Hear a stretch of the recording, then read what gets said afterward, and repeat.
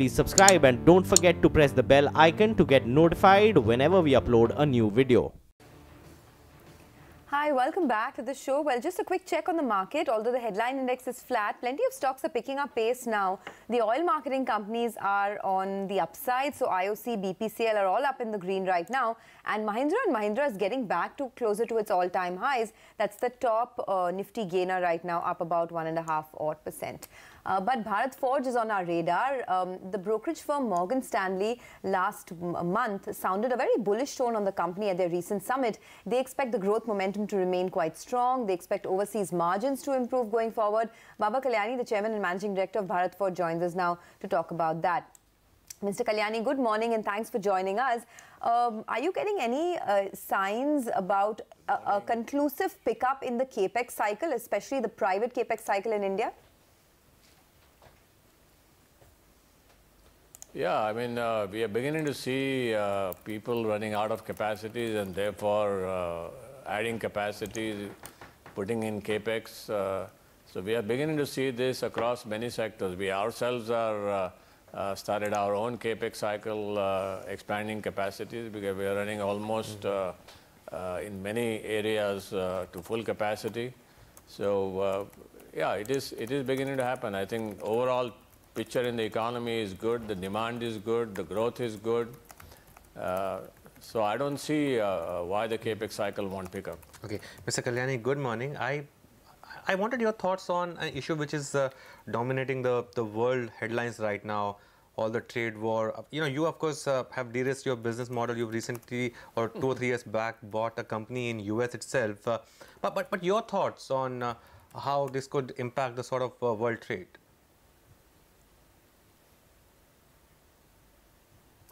I mean, you know, that's a difficult one to answer, and I would not like to speculate on that. All I can say is that this is not the first time you have seen situations like this. I think we've been in similar situations as global economies, maybe even more difficult situations. And at the end of the day, everybody has kind of come out of it without too many issues. So I think, you know, as far as that is concerned, I think it really need to wait and watch. But I don't see it impacting any growth rates anywhere. If you look at the US, so the growth rate has actually gone up.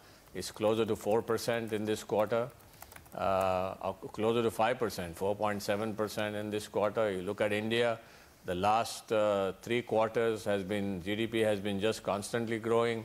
IIP has been constantly growing. All the reforms that the government has put in on the social side, on the GST, all seem to be taking fairly good effect on the economy. So, so I don't see too many big worries on the demand side.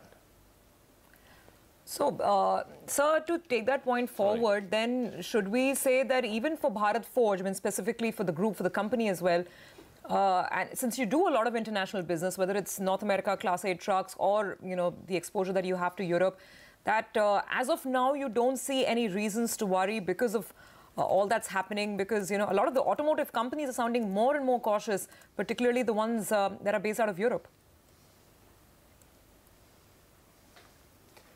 No, actually, as far as we are concerned, we are only seeing our demand increasing.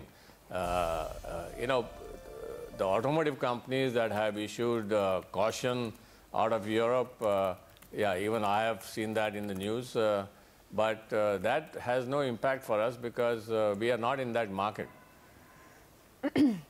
So once there is... you know, the large part of the market that we are... Yeah, go ahead. No, I was just coming back to that, the point about an increase in capex. Bharat Forge has planned an increase at the Baramati facility as well. Once your capex comes on stream, what kind of growth do you foresee for the company? Will it be the 30% revenue growth that you've seen over the past couple of years, or do you think that there is a possibility to expand further? You know, we are expanding in multiple areas. So our target is to continue to grow at 20% plus on a CAGR basis.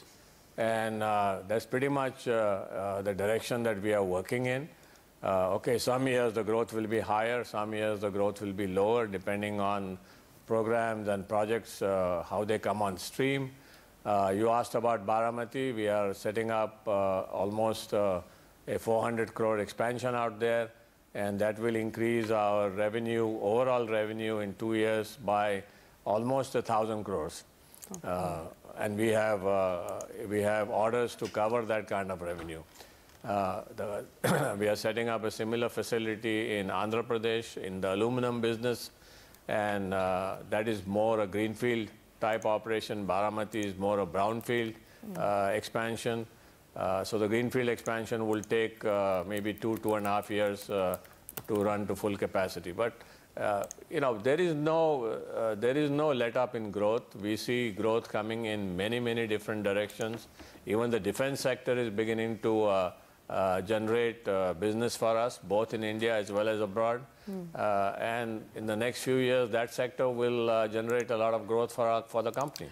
I'm glad you brought that out, because I just wanted an update on what's happening with that ATAGS order. I mean, it's clear trial. So when can we expect the orders to come through? Have you set up any capex for that? Well, we have already set up a plant, so we don't need capex for that. That is already done in the last 3 years.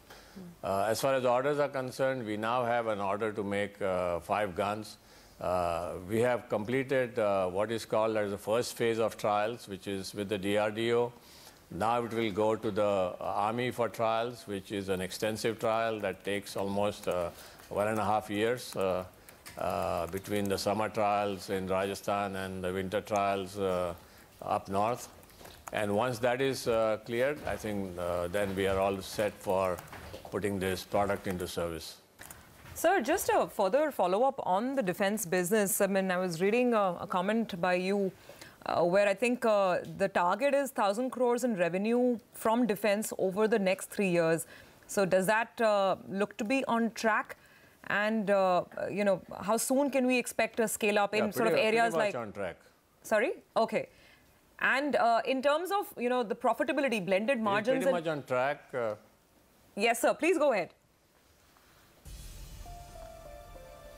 You see, as far as defense is concerned, our revenues target is pretty much on track. As far as margins are concerned, please understand that all these products are products that we have designed and developed, maybe along with the DRDO in India. But this has no foreign element in this product. So our margins are very strong in these products. Since we manufacture everything from steel to the end gun ourselves, we have a very high value addition, and therefore the margins are strong. Okay, Mr. Kalyani, thank you for stopping by and speaking with us, and all the best in all of your business lines that you've, you know, sort of created a new capacity for. Lined up 400 crores worth of capacity at their Baramati plant, and they're looking to go big, especially in the defense vertical. From one auto ancillary to another, the CEAT management appeared quite positive as far as growth and demand is concerned when they met analysts last week. The company is in fact looking to expand capacity across all of their segments. Kumar Subaya, the Chief Financial Officer of CEAT, joins us now to talk about that. Mr. Subaya, good morning and thanks for joining us. You've recently undertaken big capacity expansion, especially in the truck and bus radial segment, also in the passenger car tires. Tell us a little bit about demand as far as the truck and bus is concerned. We were just speaking to Bharat Forge and they indicated that demand trends look very good. But what kind of volume growth do you envisage? Demand for truck and bus radial tires has been very robust in the last 9 months or so. Okay, and so our current capacity utilization is full at our plant in Halol. Okay, and we are working to build about 200 odd tons of capacity at Halol, okay, in the existing location. It's a brownfield project. And the plant is expected to commission sometime in Q3 of the current financial year. And so we'll be able to get some additional supplies from Q4 of this year. Okay, so, and we expect this additional capacity to be ramped up over a 18 months period or so.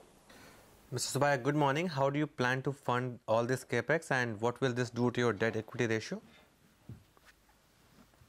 We are working towards a capex plan of about 4,000 crores, covering even specialty categories, okay, over a 3 to 5 year kind of a time frame.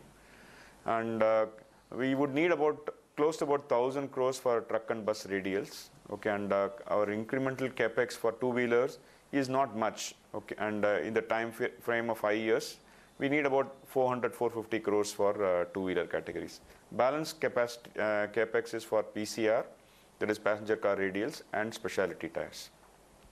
In terms of funding, currently our balance sheet looks reasonably healthy. Okay, our debt equity is about 0.3 at this point in time, and we have enough balance sheet strength to fund it through internal accruals as well as through debt. Okay, Mr. Subbiah, there's a lot of competitive intensity, particularly in the two-wheeler space, I believe. So, is that any concern whatsoever? Could that be a threat to margins, perhaps? No, see, in case of two-wheeler, as you would know, we had set up a plant at Nagpur, and it commissioned in 2016. Okay, it's ramping up. Our capacity utilization is around 70% or so. So we have balanced 30% of capacities available. In terms of, there are new entrants into two-wheeler categories. Okay, and so therefore, whenever a new player comes into the market, okay, it will have some impact on pricing and margins. But two-wheeler continues to be reasonable in terms of margins. And we will have to see in the future in terms of whether entry of other players into the market will have any margins. At this point in time, the pricing is steady. Margins are reasonably attractive. Okay, pricing is steady and margins are attractive. So when you say margins are reasonably attractive, what kind of margin range do you think the company can trend within over the next 12 to 18 months? See, normally we don't share the category margin numbers separately. Okay, so therefore, two-wheeler category margins are normally higher than the company average margins. So, and we expect the margins to remain at the current level going forward. Okay, you're looking to double the passenger vehicle capacity in next 3 years. Is there such a big demand pickup? Because X of Maruti, the rest of the OEMs are telling us that the demand is not so strong. See, in case of CEAT, our current market share is in passenger car is not very high, and so therefore we have some leg room for us to move up in terms of market share.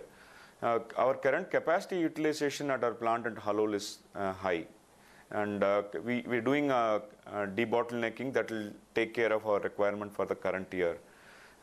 Beyond the current financial year, I think we expect additional demand to come from OEMs, where we have made some good progress in terms of product approvals.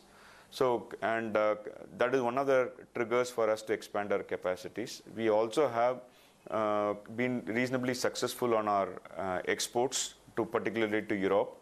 So that should also help us in terms of improving our capacity utilization. And we have been growing in market share in the replacement market in India. Okay, so the response to some of the new products that we have launched has been very encouraging. So we expect growth to come in all three business verticals, that is original equipment manufacturers, exports, as well as from replacement market. Okay, well, so if you're talking about overall volumes for this year, FY19, what can one expect? See, normally we don't give guidance in terms of our growth, okay, but we have capacity to take care of about 10 to 12% kind of additional requirement. We have that much of capacity leverage to take care of current year. But we need to see how the market responds in the next 12 months or so. Okay, finally then, just to follow up on the margins, crude derivatives have surged quite a bit. I mean, with Brent itself at $76 a barrel. Will that put pressure on your margins in the next few quarters? See, our raw material prices have moved up, okay, and it did go up in the last quarter. We expect it to be higher this quarter over a previous quarter in the range of 2 to 3%. And if crude sustains at current level, which is about $75 or so, it would impact raw material prices in the next quarter too. Okay, but fortunately, the 1/3 of our raw material basket is linked to natural rubber prices. And the natural rubber prices have remained within a range of 125 rupees per kg plus or minus 5%, which is more or less at same level as it was in the previous quarters. So there will be an adverse impact on account of crude linked raw materials, and the natural rubber would be marginally favorable compared to earlier quarters. So getting back to your question, we do expect increase in raw material prices to impact our margins. All right, Mr. Bhaiya, thanks a lot for your time today. That's it. By the way, the market's seeing quite a bit of pressure in the mid caps now. I think the best indicator of what's happened today is strike Shasoon. Just pull out the intraday chart of that stock. It supposedly had a positive news, but look at how the stock is reacting at this point in time, making the lows of the day. And this, of course, has been a weak stock, and there's been indication of that pharma rally perhaps playing out. So just keep an eye on some of these names. Mitesh Thakkar, Prakash Kaba and Sandeep Wagle with us. Mitesh, your thoughts first on the market action so far, and what are your fresh calls now? Anuj, again, I think, the index still doesn't inspire me to take any consideration, but I think on stock specific side, I think both buys and sells are there, though a couple of large cap names are coming into focus. For the time being, I have two mid cap calls. Balrampur Chini, that's a sell with a stop at 67.5 for targets of 61, and UBL is a buy with a stop at 12.76 for targets of 13.30, but would also like to flag Eicher Motors. I think the chart is making some kind of contracting pattern, and the downside breakdown will happen if 29,150, 100 is taken out, and we are very close to that. So I think that will be a stock which I'll keep in focus for the next few days. Okay, Eicher Motors, keep an eye out on that one. We have Prakash Gaba and Sandeep Wagle who also join in.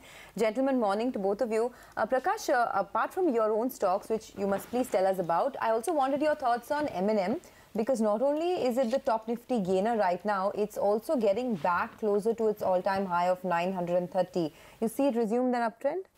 Possible what we are seeing is some kind of a short covering coming in M&M, because it's bounced from a very strong support zone, and today volumes are also very high. I would say that yes, it can climb to around 915 zones, maybe have a stop below 885, and maybe let it unfold for a day or two. Possible, yes, it can see an up move here. Two stocks that I like basically from the short angle is like fatigue stock, like Anuj mentioned. It's more of pharma out here. Dr. Divi's Lab certainly is looking weak. We can see a slide to levels closer to 1030, stop about 1055. And Dr. Reddy's as well can see a slide to around 2,225 zones, stop about 2325. It's more of profit booking here. Okay, Sandeep Wagle is also with us. Sandeep, what are your calls? Good morning, sir. I would go with a sell in Ajanta Pharma, stop loss of 1032, target of 1008, and a buy in a M&M, stop loss of 888, target 936. Okay, quite a bit of decline actually in Ajanta Pharma. In fact, these three names, Ajanta Pharma, Strides Shasoon and Granules, this clearly is the pack where there was massive selling. They rallied in sympathy with what happened with the rest of the pharma pack. Essentially the two names, Dr. Reddy's and Sun Pharma, which had positive news. But that now that rally looks seriously at risk. Sandeep, would you sell the likes of Granules as well? Your call is on Ajanta Pharma, of course. Anuj, I think the whole space is looking weak. It is which stock will show you momentum at what time. Granules, in fact, started, I would say, with an open high kind of a formation which is considered very weak. Even at the current levels of 82, I would sell it with a stop loss of 84, 84.50. And I see levels of somewhere around 75 over the next day or two. Okay. By the way, this news that you're seeing on capacity infra projects, it's a large redevelopment project in Mumbai, in Worli, very close to where we are right now. The share that capacity will get out of this is around 4,500 crores, if I got the number right. It's a pretty big redevelopment, 12 buildings, 54 acres of land, almost 10,000 families. So, of course, this was declared, they were declared lowest bidders, L1 bidders on the 1st of June, but now it's formalized and the company is out to put some numbers on their share of the project pie as well. Well, all right, gentlemen, thanks very much for all the trading ideas. We'll keep coming back to you through the course of the day.